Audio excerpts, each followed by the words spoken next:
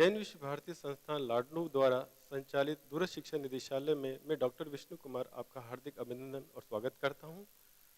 मैं जैन विश्व भारती विश्वविद्यालय के शिक्षा विभाग में सहायक प्रोफेसर पद पर कार्यरत हूं, जिसमें मैं अध्यापक शिक्षा द्वितीय नवम पत्र शिक्षा में शिक्षण एवं नवाचार के बारे में हम आज बात करेंगे। जिसमें सबसे पहले बात आती है छात्र शिक्षण। छात्र शिक्षण शब्द से यदि हम शाब्दिक अर्थ निकालते हैं तो उसका मतलब होता है कि बीएड में परीक्षार्थी जो अध्ययन करते हैं उनसे। यह शब्द दो शब्दों से मिलकर बना होता है, छात्र तथा शिक्षण। छात्र का अर्थ होता है वह व्यक्ति जिसमें बुद्धि, व्यक्तित्व, प्रवणता, योग्यता, सभी योग्यताएं, क्षमताएं आदि होती है। और शिक्षण एक सामाजिक प्रत्यय है जिसे शासन प्रणाली तथा सामाजिक दर्शन से प्रभावित होता है। यदि शिक्षण जो प्राचीन काल में शिक्षण का दो ध्रुवीय प्रक्रिया माना जाता था, जिसमें अध्यापक और छात्र का ही रोल होता था, लेकिन वर्तमान में यदि हम इसके संप्रति की बात करते हैं तो शिक्षण तीन शब्दों से मिलकर तीन त्रिमुखी प्रक्रिया माना जाता है, जिसमें अध्यापक, छात्र व पाठ्यक्रम आता है। यदि हम छात्र शिक्षण की विशेषताओं के बारे में बात करते हैं तो पहली विशेषता है निर्देशन अनुभव, जिसके अंतर्गत छात्र शिक्षण काल में शिक्षक एक समूह को सिखाने की और उन्मुख करने के लिए निर्देशन प्रदान करता है। वह छात्र के समूह की अधिगम की कठिनाइयों का निर्धारण करके सुधारात्मक शिक्षण की व्यवस्था करता है। दूसरी विशेषता है जटिल क्रिया। इसके अंतर्गत छात्र अध्यापक को आत्म विश्लेषण तथा स्वयं के मूल्यांकन तथा अपनी क्षमताओं के विकास का अवसर प्राप्त होता है। तीसरी विशेषता है व्यावसायिक अनुभव। इसके अंतर्गत व्यावसायिक अनुभव का संपादन किया जाता है, जिससे शिक्षा सिद्धांतों का व्यवहारिक रूप से प्रदर्शन किया जा सके। चौथी विशेषता है शिक्षण अधिगम परिस्थिति। अध्यापक छात्रों के सिखाने के लिए समुचित परिस्थिति उत्पन्न करता है, साथ ही समूह को ऐसा करने से वह स्वयं पढ़ाना सीखता है। पांचवी विशेषता है शिक्षण अभ्यास की प्रकृति। शिक्षण अभ्यास से पूर्व छात्र अध्यापक को सैद्धांतिक ज्ञान दिया जाता है और उसके बाद उन्होंने प्रायोगिक क्रियाएं भी की जाती है, और इसके दौरान कई अन्य क्रियाएं भी सम्मिलित होती है, जिसमें पाठ्य योजनाओं के लिए आवश्यक सहायक सामग्री की व्यवस्था करना, दो विषयों का चयन करके उससे पाठ्य सामग्री पर पाठों की रचना कराना और उसकी जांच करना, शिक्षण कौशलों के विकास एवं सुधार की दृष्टि से सुझाव देना, छात्र अध्यापकों द्वारा विषय वस्तु को लेकर वाद विवाद करना। अब बात आती है कि यदि उद्देश्यों के वर्गीकरण के आधार पर हम छात्र शिक्षण की बात करें तो उसमें पहला पक्ष आता है ज्ञानात्मक पक्ष, कॉग्निटिव एक्सेप्ट, जिसमें छात्र अध्यापकों को सबसे पहले शिक्षण विधियों, शिक्षण उद्देश्यों, शिक्षण सहायक सामग्री, अनुदेशन की तैयारी, पाठ्य योजना, प्रारूप, मूल्यांकन की विधियों से अवगत कराया जाता है। जिसके अंतर्गत उद्देश्यों की बात करें तो उसमें अभिज्ञान, पुनः संस्मरण, तुलना, विश्लेषण, विभेदीकरण, सामान्यीकरण, अनुमान आदि क्रियाओं से अवगत कराया जाता है। उसमें शिक्षण क्रियाओं की प्रशंसा करना, आलोचना करना, टिप्पणी करना आदि सम्मिलित होता है। अब बात आती है भावनात्मक पक्ष, अफेक्टिव एक्सेप्ट, जिसके अंदर संयोग की भावना का विकास करना, सहयोगी अध्यापकों तथा अधिकारियों का आदर करना, शिक्षा की पुस्तकों तथा शैक्षिक पाठ्य पुस्तकों का लेखन करना, छात्रों के साथ सहानुभूतिपूर्ण व्यवहार करना सम्मिलित होता है। अब बात आती है क्रियात्मक कौशल, जिसको इंग्लिश में साइकोमोटर स्किल भी कहते हैं। इसके अंतर्गत वे सभी क्रिया संचालित होती है जिसमें अध्यापक के द्वारा की जाती है, जैसे शामपट व चौक का प्रयोग करना, प्रदर्शन करना, प्रयोग करना, व्यवहार जानने के लिए प्रशिक्षण करना, गृह कार्य देना, छात्रों की क्रियाओं का पर्यवेक्षण करना, जिज्ञासात्मक अनुदेशन की व्यवस्था करना, कक्षा में अनुशासन बनाए रखना। छात्र शिक्षण की यदि हम उद्देश्य की बात करें तो छात्रों में अपेक्षित दृष्टिकोण तथा अभिरुचि विकसित करने के लिए उनको कौशलों तथा ज्ञान के अर्जन और वृद्धि के लिए प्रयोग संबंधी अनुभव प्रदान करता है। इसमें अध्ययन कौशलों तथा योग्यताओं जैसे पुस्तकालय, प्रयोग, गति के साथ पढ़ाना, ज्ञान, अभिव्यक्ति, विकास के साथ विवाद करना आदि सम्मिलित होते हैं। छात्र अध्यापकों में छात्रों तथा स्थानीय समुदाय, विशेषकर ग्रामीण क्षेत्रों की आवश्यकता के अनुसार अधिगम सामग्री, शिक्षण विधि, सहायक सामग्री, योग्यताओं का विकास भी सम्मिलित होता है। छात्रों को शिक्षक के विभिन्न उपगमों, संचार प्रविधियों से अवगत कराना तथा उसमें वर्णन, प्रश्न, नाट्यकरण, शामपट लेखन, रेखांकन आदि की योग्यता और कौशलों का विकास करने में सहायता करता है। साथ ही छात्र अध्यापकों को न्यूनतम आवश्यक तकनीक का ज्ञान प्रदान करना और साधारण शिक्षण सहायक सामग्री तैयार करने, दृश्य श्रव्य सहायक सामग्री का प्रयोग करने का कौशल विकास करता है। छात्र अध्यापकों को विभिन्न प्रकार की शिक्षण अधिगम परिस्थितियों से परिचित कराना, जिससे उनमें उन्हीं योग्यता व उत्साह के अनुसार उत्तम शिक्षक के रूप में विकसित करने में सहायता मिल सके। छात्राध्यापकों को समुदाय तथा विद्यालय के प्रति अन्य व्यावसायिक कर्तव्यों को पूरा करने के लिए भी तैयार करता है। छात्राध्यापक को वास्तविक विद्यालय परिस्थितियों में प्राय आने वाली समस्याओं से तथा उनका प्रभावपूर्ण रूप से सामना करने के उपायों से परिचित कराता है। साथ ही छात्राध्यापक में जीवन की प्रजातांत्रिक पद्धति के प्रति अनुकूल दृष्टिकोण बनाना तथा उसे छात्रों के व्यक्तित्व निर्माण के उपायों तथा साधनों से परिचित कराना भी सम्मिलित होता है।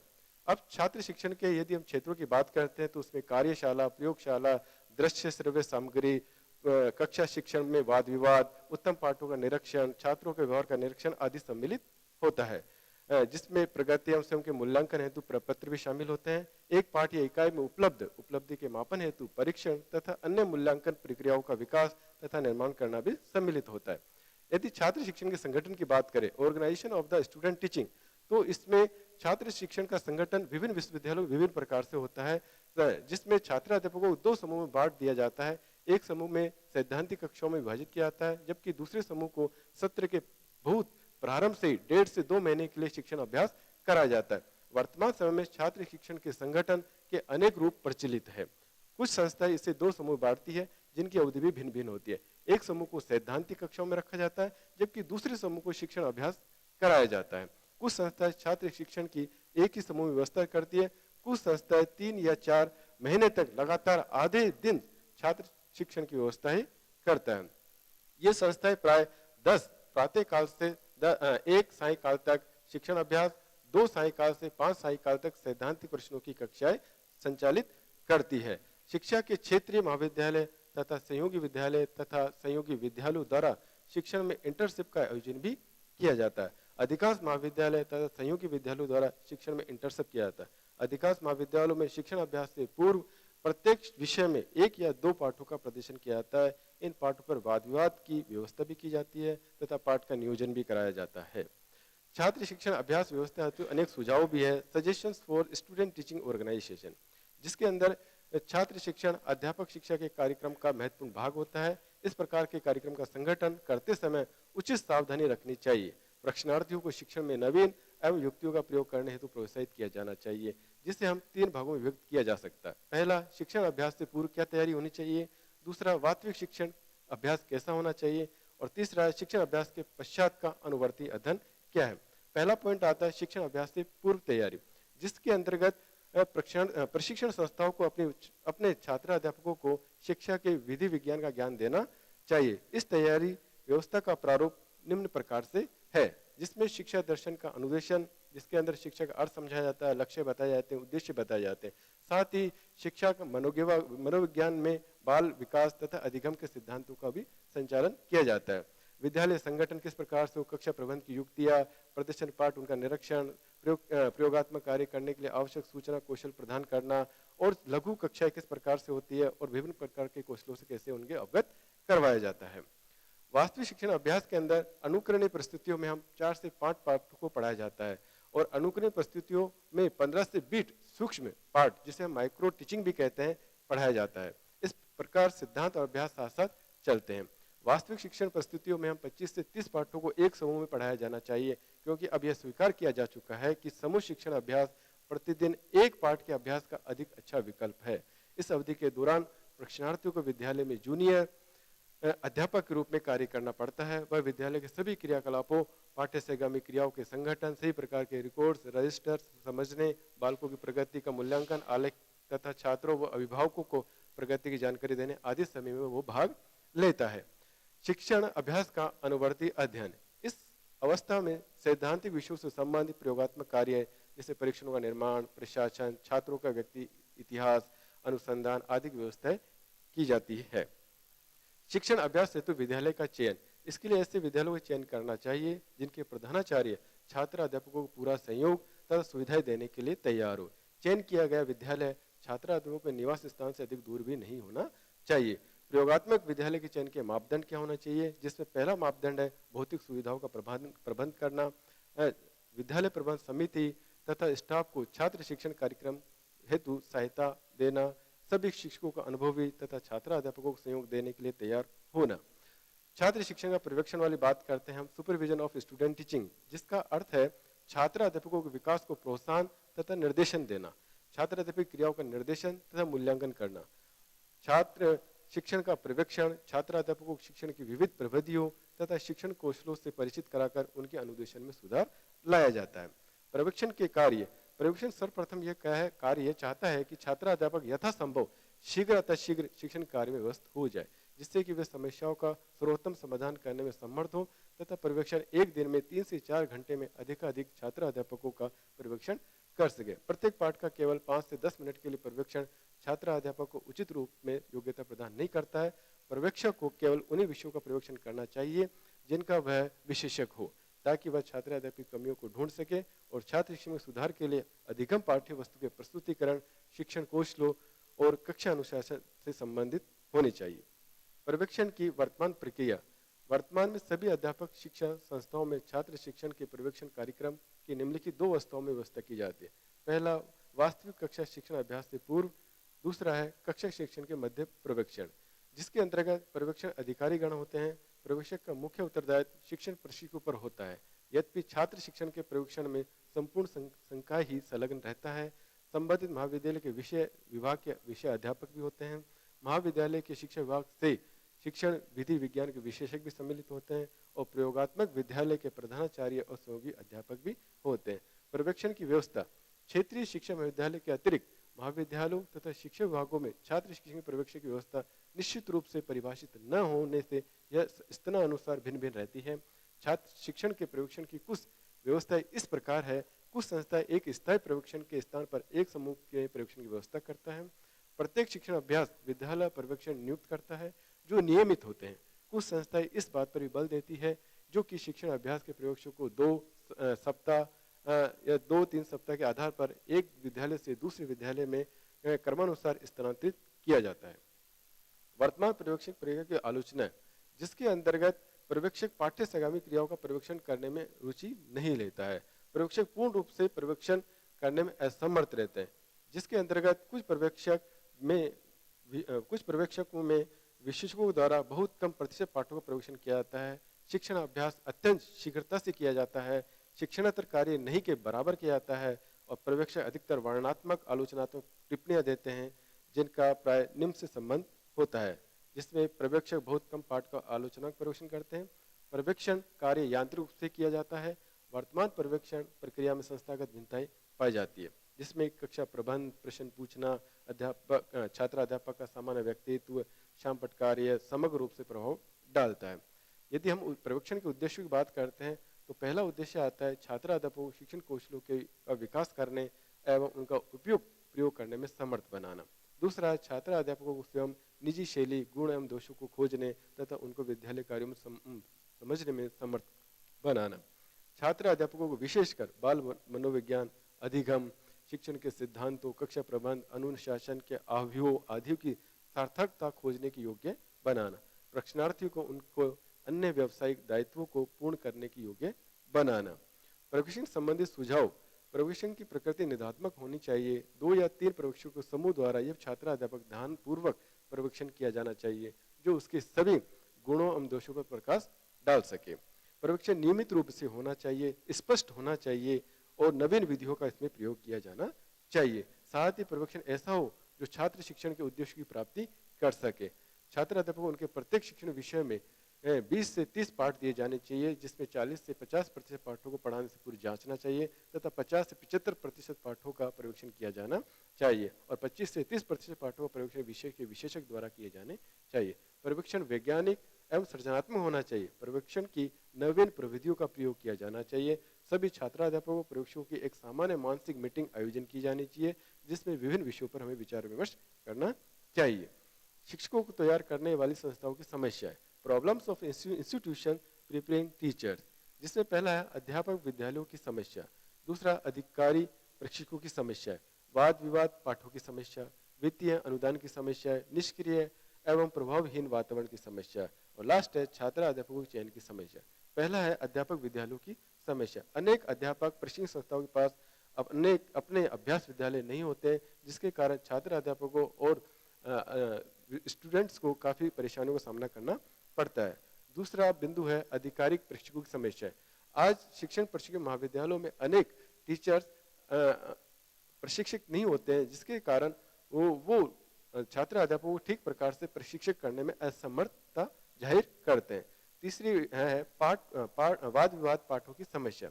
वाद विवाद पाठों तथा शिक्षण अभ्यास का उचित रूप में क्रियान्वयन नहीं हो पाता है। यही कारण है कि कुछ शिक्षक शिक्षण अभ्यास को नकल अभ्यास का नाम देते हैं। अनेक संस्थाओं में प्रशिक्षणार्थी आवश्यक न्यूनतम संख्या में पाठ पूरे किए बिना ही वार्षिक प्रायोगिक शिक्षण परीक्षा में प्रविष्ट हो जाते हैं। नेक्स्ट समस्या है वित्तीय एवं अनुदान की समस्या। कुछ प्रशिक्षण संस्थाएं छात्रों को शिक्षण शुल्क के अतिरिक्त अवैध रूप से धन वसूल करती है। यही संस्थाएं अनुदान प्राप्ति के लिए भी प्रयत्न करती है। निष्क्रिय तथा प्रभावहीन वातावरण की समस्या भी होती है। प्रशिक्षण संस्थाओं के वातावरण में स्वतंत्रता का अभाव होता है। प्रशिक्षण संस्थाओं के बहुउद्देशीय ढांचे में आधुनिक शिक्षा तथा स्वतंत्रता, नेतृत्व, सामाजिक जीवन का अत्यधिक अभाव होता है। छात्र अध्यापकों के चयन की बात हम करते हैं तो शिक्षण प्रशिक्षण महाविद्यालयों में अभ्यर्थियों की संख्या अभूतपूर्व रूप से बढ़ रही है। प्रशिक्षित शिक्षकों के लिए पर्याप्त रिक्त पदों का अभाव है। प्रशिक्षण कौशलों की समस्याओं की बात करते हैं तो पहली समस्या आती है विशेषज्ञ अध्यापकों की समस्या, जिसमें अनेक प्रशिक्षण महाविद्यालयों में विज्ञान, संगीत, कला, कार्य, अनुभव, कृषि आदि जैसे विषयों में प्रशिक्षणार्थियों के मार्गदर्शन हेतु विशेषज्ञ अध्यापक उपलब्ध नहीं है। दूसरी है प्रदर्शन विद्यालयों की समस्या, जिसमें ऐसे बहुत कम प्रशिक्षण महाविद्यालय है जिनके पास अनेक प्रदर्शन विद्यालय हैं, जिनके पास अपने प्रदर्शन विद्यालय हैं, अस्तु छात्र अध्यापक सीखे गए शैक्षिक सिद्धांतों व विधियों का प्रयोग करने के अवसर से वंचित रहते हैं। तीसरी समस्या है प्रशिक्षण का विद्यालय कार्य संबंध न होना। शिक्षण के सिद्धांत व अभ्यास ये दोनों ही पाठ्यक्रम समान अध्यापक शिक्षा कार्यक्रम की समाप्ति पर विद्यालय में सफल शिक्षण नहीं कर पाते। छात्र शिक्षण की समस्या, कभी कभी छात्र अध्यापकों को कुछ ऐसे विषयों में शिक्षण अभ्यास करना पड़ता है जिन्हें उन्हें पहले नहीं पढ़ा होता है। वे अभ्यास विद्यालयों में विद्यालय विषयों की समस्या का सामना करते हैं। दूसरा, शिक्षक प्रशिक्षकों के लिए अधिक अच्छे वेतनमान तथा कार्य दिशाओं के लिए सुझाव केवल कागजों पर ही रहते हैं, उन्हें क्रियान्वयन नहीं होने देते हैं। विधि संबंधी समस्या, अधिकांश प्रशिक्षण महाविद्यालयों में पाठ्य योजना प्राचीन हर्बर्ट सोपानों के अनुसार बनाई जाती है, जिसमें शिक्षा तकनीकी, सूक्ष्म शिक्षण, अनुदेशन तकनीकी आदि सम्मिलित होते हैं। अंशकालीन छात्र अध्यापकों की समस्या, प्रशिक्षण महाविद्यालयों में प्रवेश लेने से कुछ छात्र ऐसे व्यावसायिक क्षेत्रों से आते हैं जिनका शिक्षण से बहुत कम संबंध होता है। उनका उद्देश्य केवल डिग्री मात्र लेना होता है। नेक्स्ट समस्या है अवरोध की समस्या। अवरोध से अर्थ एक ही कक्षा में आवश्यक समय से अधिक समय तक रहना है। बीएड पाठ्यक्रम में लगभग 10% छात्र अध्यापक एक से अधिक अवसर लेते हैं। अपव्यय की समस्या, अपव्यय से तात्पर्य पाठ्यक्रम की समाप्ति से पूर्व ही उससे अलग हो जाना। अनेक शिक्षक प्रशिक्षणार्थी पाठ्यक्रम की समाप्ति पर या तो वह व्यवसाय ही नहीं करते अथवा अन्य व्यवसायों में चले जाते हैं। वे निरंतर अन्य व्यवसायिक खोज में बने रहते हैं तथा जैसे ही वे इन्हें प्राप्त होते हैं वे शिक्षण व्यवसाय को छोड़ देते हैं। अपव्यय की समस्या की मात्रा महिला छात्राओं की अपेक्षा पुरुषों छात्राध्यापकों में कम है। संपूर्ण महिला छात्राध्यापकों का लगभग 70% कभी भी इस व्यवसाय को नहीं करता है। मूल्यांकन की समस्या, प्रचलित परीक्षा पद्धति की विश्वसनीयता की समस्या आज चिंता का विषय है। शिक्षक प्रशिक्षण छात्र शिक्षण का विश्लेषण तथा निदान करने की बजाय उनको प्रथम, द्वितीय तथा तृतीय श्रेणी में बांटा जाना चाहिए। पृथकता की समस्या, विश्वविद्यालय संबंधित प्रशिक्षण संस्था स्वयं को विश्वविद्यालय के बौद्धिक संख्या से पृथक अनुभव करती है। प्रशिक्षण संस्थाओं की समस्या, छात्र शिक्षण प्रक्रिया पाठ्यक्रम के निर्धारण को अभाव है। दूसरा, मेधावी तथा पिछड़े छात्रों की आवश्यकताओं से समायोजन करने वाली प्रविधियों से चित है। पाठ्य वस्तु प्रस्तुतिकरण के वैकल्पिक रूपों का ज्ञान प्राप्त करना है। विषय वस्तु में प्रवीणता प्राप्त करना है। अधिगम अणुओं को पुनर्बलन देने के लिए विभिन्न प्रकार की पृष्ठपोषण विधियों का ज्ञान प्राप्त करना है आदि इसी के समस्याएं सम्मिलित है। सामान्य सुविधाओं का अभाव, जिसमें भवन, पुस्तकालय, प्रयोगशाला आदि सम्मिलित है। और छात्र शिक्षण के मूल्यांकन संबंधी समस्याओं की बात करते हैं तो छात्र शिक्षण के मूल्यांकन में छात्र शिक्षक का कक्षा में निष्पादन तथा कक्षा के बाहर विभिन्न क्रियाओं से संबंधित पाठ्य सहगामी क्रियाओं एवं छात्र अध्यापक के कार्य के अन्य प्रयोगात्मक पक्षों, मूल्यांकन एवं मार्गदर्शन से संबंधित क्रियाओं को आयोजित करने में उसके निष्पादन का मूल्यांकन सम्मिलित है। पाठ्य शिक्षण की सभी अवस्थाओं में पर्यवेक्षक को देखना चाहिए कि शिक्षक छात्रों कितनी कुशलता के साथ अधिगम परिस्थितियां प्रदान करता है। यह भी निरीक्षण करना आवश्यक है कि शिक्षक के द्वारा दी गई सूचना किस सीमा तक सही व संगत है। शिक्षक की व्यक्तिगत विशेषताओं, सामाजिक गुण, शिक्षण, सहायक सभी ऐसे कारकों का भी सावधानीपूर्वक निरीक्षण करना चाहिए। इस उद्देश्य को प्राप्त करने के लिए पर्यवेक्षक प्रत्येक शिक्षण तत्वों का निर्धारण करने के लिए 5 अथवा 7 बिंदु निर्धारित मापनी का प्रयोग कर सकता है। पर्यवेक्षक को देखना चाहिए कि शिक्षक किस सीमा तक छात्रों को प्रेरित करने और अधिगम हेतु अत्यधिक उत्साहजनक अनुमोदन वातावरण प्रदान कर सकता है। वर्तमान प्रचलित छात्र शिक्षण मूल्यांकन प्रक्रिया में केवल कक्षा में अध्यापक निष्पादन का मूल्यांकन और वह भी आकस्मिक रूप से किया जाता है। कभी कभी पर्यवेक्षक केवल लिखित पाठ योजना का मूल्यांकन करते हैं। छात्र अध्यापक कक्षा में अपने पाठ को कैसे पढ़ाता है इसका भी मूल्यांकन नहीं किया जाता है। शिक्षक के कक्षा में निष्पादन का निरीक्षण भी पाठ के विकास की सभी अवस्थाओं पर किया जाता है। साथ ही यह मूल्यांकन दिन प्रतिदिन के मूल्यांकन पर आधारित नहीं होता है। अंतिम मूल्यांकन छात्रों के प्रत्येक पाठ के निष्पादन के मूल्यांकन के औसत पर आधारित नहीं होता है। पाठ्य वस्तु के विषय में कक्षा अध्यापक, पर्यवेक्षक तथा प्रधानाचार्य के दृष्टिकोण का भी सामूहिक रूप से तथा सीमित रूप से मूल्यांकन किया जाता है। नेक्स्ट बिंदु आता है इंटर्नशिप, पूर्व इंटर्नशिप। इंटर्नशिप के इस चरण में प्रशिक्षणार्थी को 2 सप्ताह के लिए सहयोगी विद्यालयों में भेजा जाता है, जहां वे शिक्षण करवाने का अनुभव प्राप्त करते हैं। इस दौरान शिक्षण प्रशिक्षण संस्थाओं में शिक्षण कार्य बंद रहता है। अध्यापकों द्वारा प्रदर्शन पाठों का निरीक्षण किया जाता है और सुझाव के रूप में कई कमेंट्स भी दिए जाते हैं। उत्तरार्ध इंटर्नशिप, पोस्ट इंटर्नशिप।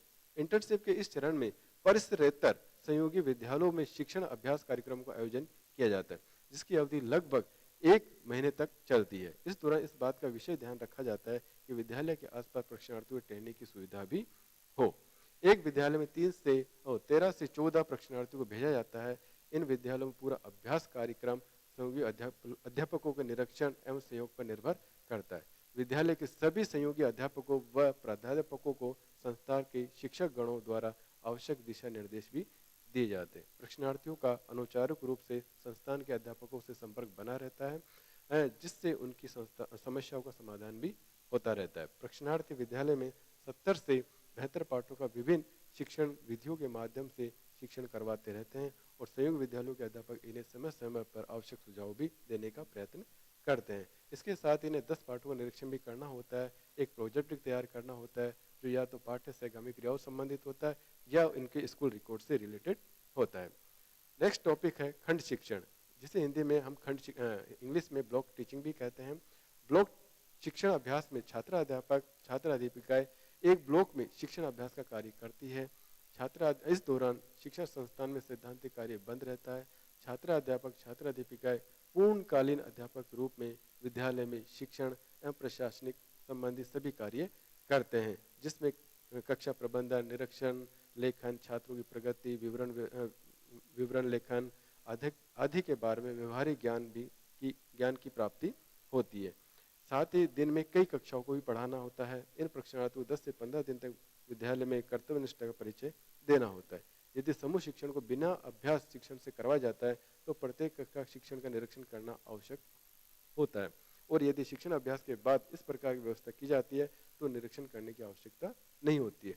ब्लॉक शिक्षण का उद्देश्य प्रशिक्षणार्थियों को शिक्षण कार्य में दक्ष बनाना होता है। परिसरीय एवं परिसरेतर शिक्षण अभ्यास।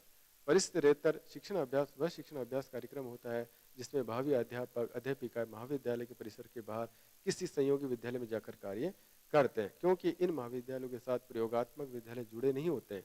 परिसरेतर शिक्षण अभ्यास में सामूहिक रूप से भावी अध्यापक, अध्यापिकाएं शिक्षण कार्य करते हैं, जिससे शिक्षण करवाने का व्यवहारिक ज्ञान हो सके। साथ ही उनमें निम्न उद्देश्यों का विकास भी होता है, जैसे शिक्षण करवाने से उनमें आत्मविश्वास का विकास होता है, उनमें पॉजिटिव एटीट्यूड का विकास होता है, कक्षा प्रबंध करवाने का गुण का विकास होता है, निर्देशन का क्षमता का विकास होता है, और भी अनेक समस्याओं के समाधान करने के गुणों का विकास होता है।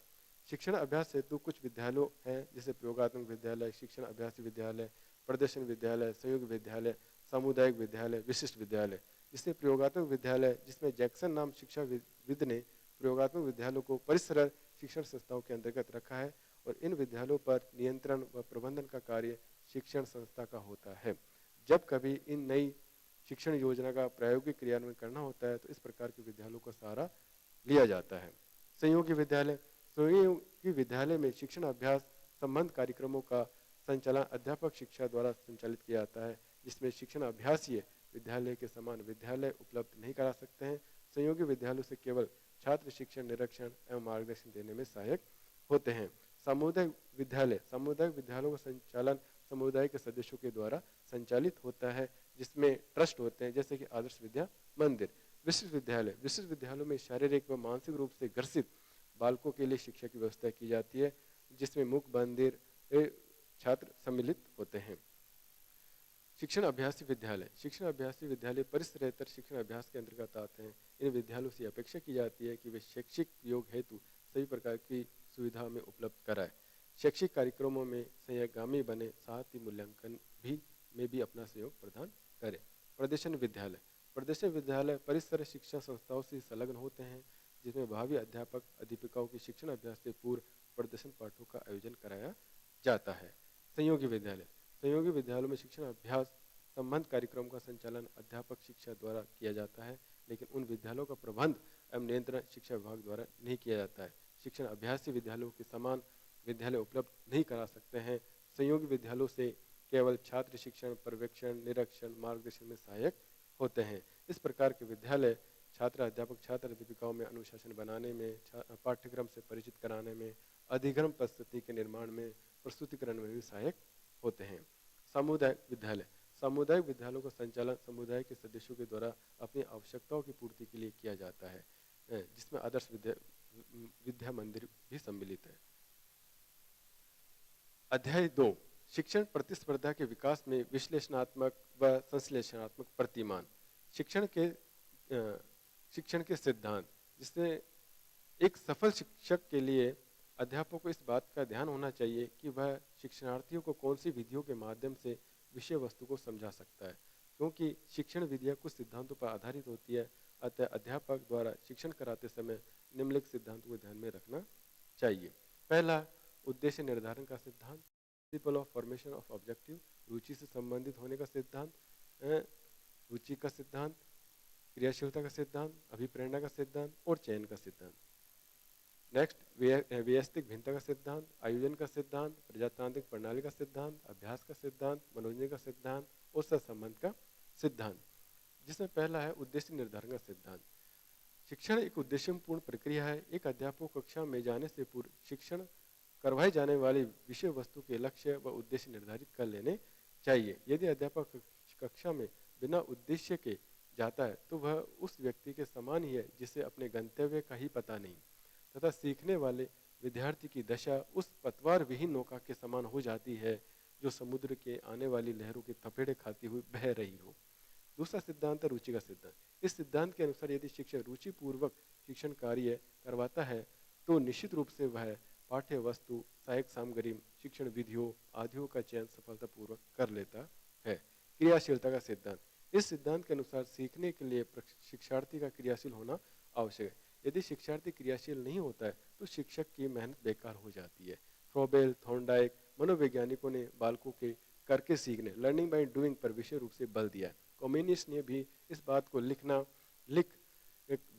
बात करके, गाना गा के, तर्क करके सीखने पर बल दिया। प्रत्येक बालक जन्म के समय अपने साथ कुछ जन्मजात विलक्षण प्रवृत्तियां लेकर आती है। इन प्रवृत्तियों के आधार पर ही वह कुछ न कुछ सीखता रहता है। इन क्रियाशीलता का जितना अधिक उपयोग शिक्षण में किया जाएगा, शिक्षण उतना ही प्रभावशाली व सुहाग्रह होगा। अभिप्रेरणा का सिद्धांत, principle of formation of motivation. शिक्षक द्वारा विद्यार्थियों को रुचि बनाए रखने के लिए तथा कार्य को सुचारू रूप से गतिमान बनाए रखने के लिए समय समय पर विद्यार्थियों को प्रेरित करते रहना चाहिए। चयन का सिद्धांत, अध्यापक द्वारा शिक्षण कार्य हेतु विद्यार्थियों की आवश्यकता, आयु आदि को ध्यान में रखकर पाठ्य वस्तु का चयन करना चाहिए।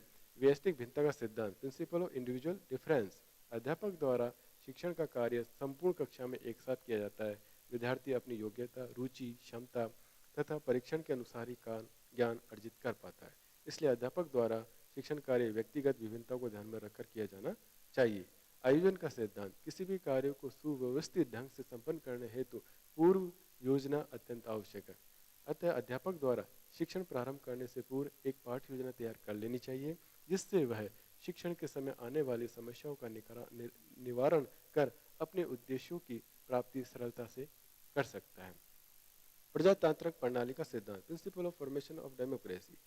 अध्यापक को छात्रों के व्यक्तित्व के विकास के लिए उन्हें स्वचिंतन एवं स्वतंत्र अभिव्यक्ति के अधिक से अधिक अवसर प्रदान करनी चाहिए ताकि वे लोकतंत्रात्मक व्यवस्था में अपना महत्वपूर्ण योगदान दे सके। इससे विद्यार्थियों को स्वावलंबन, निर्भीकता, नेतृत्वता, आत्मविश्वास, आत्मसम्मान जैसे चारित्रिक गुणों का विकास होता है। नेक्स्ट है अभ्यास का सिद्धांत। अभ्यास करने से अधिगम के स्थायी होने की संभावनाएं बढ़ जाती है। नेक्स्ट है मनोरंजन का सिद्धांत। इस सिद्धांत में मनोरंजन के साथ साथ सृजनात्मकता, आत्माभिव्यक्ति और विषय के प्रति रोचकता जैसे गुणों का विकास होता है, जैसे खेल विधि, विचार विमर्श विधि, भ्रमण विधि आदि। सहसंबंध का सिद्धांत। इस सिद्धांत के अनुसार शिक्षक अपना विषय भांति भांति स्पष्ट करने के लिए दूसरे विषय के ज्ञान का प्रासंगिक रूप से प्रयोग करता है ताकि विद्यार्थी पाठ्य वस्तु को ठीक प्रकार से ग्रहण कर सके। उदाहरण, इतिहास का अध्यापक ऐतिहासिक घटनाओं को स्पष्ट करने के लिए यदि उसके भौगोलिक परिप्रेक्ष्य को प्रस्तुत करता है। नेक्स्ट पॉइंट अपना शिक्षण के सूत्र, जिसमें एक अध्यापक के लिए यह बहुत आवश्यक है कि वह अपने ज्ञान को कुशलतापूर्वक छात्रों तक पहुंचा सके। इसके लिए अध्यापक को दो बातों का ज्ञान होना आवश्यक है। पहला है विषय का पूर्ण ज्ञान हो, दूसरा छात्रों तक विषय को ज्ञान को किस प्रकार से पहुंचाया जाए। जिससे पहला है ज्ञात से अज्ञात की ओर, फ्रॉम नॉन टू अननोन, सरल से कठिन, फ्रॉम सिंपल टू कॉम्प्लेक्स, प्रत्यक्ष से परोक्ष, फ्रॉम ऑब्जर्व टू अनऑब्जर्व, संपूर्ण से अंश की ओर, from whole to part. Next है स्थूल से सूक्ष्म की ओर, फ्रॉम कंसंट्रेट एप्रेटस, अनुभव से तर्क की ओर, फ्रॉम एम्पिरिकल टू रेशनल, विशिष्ट से सामान्य की ओर, from practical of general. Next है मनोवैज्ञानिक क्रम से तार्किक क्रम की ओर, फ्रॉम साइकोलॉजिकल ऑफ लॉजिकल, विश्लेषण संश्लेषण की ओर, from analysis to synthesis. Next है प्रगति का अनुकरण, फॉलो नेचर। पहला पॉइंट आता है ज्ञात से अज्ञात की ओर, जिसके अंतर्गत इस सूत्र के आधार पर अध्यापक छात्रों के पूर्व ज्ञान को जानकर नवीन ज्ञान देता है। जैसे उदाहरण, हिंदी विषय में जब हम छात्रों को पर्यायवाची शब्दों का ज्ञान करवाते हैं तो सूक्ष्म शब्द वहाँ होता है जो ज्ञात होता है, जिसे शिक्षार्थी आम जीवन में प्रतिदिन प्रयोग में लाता है। अन्य शब्द जिनका ज्ञान करवाया जाता है जिसे छात्र अज्ञात होता है, जैसे बादल शब्द विद्यार्थियों को ज्ञात है तथा मेघ, वारिद, जलद आदि बादल के पर्यायवाची शब्दों के शिक्षार्थी को परिचित करवाया जाता है। नेक्स्ट है सरल से कठिन की ओर। मनोवैज्ञानिक रूप से यह सूत्र शिक्षण में बहुत अधिक उपयोगी सिद्ध होता है। पाठ का प्रारंभ सरल प्रश्नों से किया जाना चाहिए और धीरे धीरे क्रमिक रूप से सरल से कठिन की ओर बढ़ना चाहिए। जैसे गणित विषय में विद्यार्थियों को प्रारंभ में गिनती सिखाई जाती है, इसके बाद जोड़ करना, गुणा करना, भाग देना आदि सिखाया जाता है। नेक्स्ट प्रत्यक्ष से परोक्ष की ओर। इस सूत्र का प्रयोग करके शिक्षण को प्रभावी बनाया जाता है। शिक्षार्थी जिन वस्तुओं, घटनाओं और ऐतिहासिक स्थलों को प्रत्यक्ष रूप से देख लेता है तो उसके विषय में जानकारी प्राप्त आसान हो जाती है। नेक्स्ट है संपूर्ण से अंश की ओर। पूर्णाकारवादी मनोवैज्ञानिक के इस सिद्धांत के अनुसार यदि किसी विषय का पूर्ण रूप छात्रों के समक्ष पहले प्रस्तुत कर दिया जाए तो उसे उस विषय को समझने में सुविधा होती है। उदाहरण, भूगोल विषय में भारत देश के विभिन्न प्रदेशों की स्थिति का अवलोकन कराने से पूर्व भारतवर्ष का संपूर्ण मानचित्र दिखलाना लाभप्रद होता है। नेक्स्ट है स्थूल से सूक्ष्म की ओर। शिक्षण में स्थूल से तात्पर्य शिक्षार्थियों को वस्तुओं का प्रत्यक्ष रूप से अनुभव कराने से, अर्थात जिन्हें हम देख सकते हैं, सूक्ष्म रूप से तात्पर्य देखी गई या हुई वस्तु के आधार पर बाद में वस्तु के अनुपस्थिति से मस्तिष्क में विचारों द्वारा या कल्पना द्वारा परिणाम निकालने होते हैं। फॉर एग्जाम्पल, गाय पर निबंध लिखने के लिए छात्रों के समक्ष गाय का चित्र प्रस्तुत करके उसके बाह्य आकृति के बारे में लिखने के लिए कहा जाता है। साथ ही गाय की उपयोगिता के विषय में लिखने के लिए प्रेरित किया जाता है। नेक्स्ट है अनुभव से तर्क की ओर। शिक्षार्थी विद्यालय में आने से पूर्व अनेक अनुभव अपने साथ लेके आता है और सीखी जाने वाली प्रत्येक जानकारी के बारे में वह अपने पूर्व अनुभवों के आधार पर निर्णय ले लेता है। नेक्स्ट है विशिष्ट से सामान्य की ओर। इस शिक्षण सूत्र में आगमन विधि का प्रयोग किया जाता है। इसका प्रयोग भाषण शिक्षण में व्याकरण पढ़ाते समय, गणित, विज्ञान, भूगोल शिक्षण करते समय किया जाता है। इस सूत्र के माध्यम से शिक्षार्थी इस बात का अनुभव करने लगता है कि वह स्वयं ज्ञान को खोज रहा है। इससे उनका आत्मविश्वास बढ़ता है। उदाहरण, यदि एक अध्यापक छात्र अध्यापक को यह सिखाना चाहता है कि त्रिभुज के तीनों कोणों का योग दो समकोण के तुल्य होता है तो यह कार्य करने का निर्देश दिया जाता है। छात्र अलग अलग प्रकार के त्रिभुज बनाते हैं और कोणों का मापन करते हैं। मनोवैज्ञानिक क्रम से तार्किक क्रम की ओर। विषय वस्तु का प्रस्तुतिकरण बालकों की रुचि, जिज्ञासा, मानसिक स्तर के अनुसार ही किया जाना चाहिए। क्योंकि अध्यापक द्वारा पहले प्रश्नार्थियों का पाठ्य वस्तु के प्रति सकारात्मक दृष्टिकोण बनवाना आवश्यक होता है। इसके पश्चात अध्यापक द्वारा पाठ्य वस्तु को तार्किक क्रम में प्रस्तुत किया जाना चाहिए।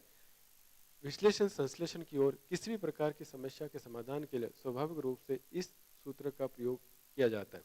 जब व्यक्ति के सामने कोई समस्या आती है तो वह उसका विश्लेषण के माध्यम से समाधान ढूंढता है और परिकल्पनाएं बनाता है। उदाहरण, भूगोल विषय का शिक्षण करते समय शिक्षार्थियों के सामने पहले भारत का मानचित्र प्रस्तुत किया जाना चाहिए और अलग अलग प्रांतों की संस्कृति, जलवायु, भौगोलिक स्थिति आदि से परिचित करना चाहिए।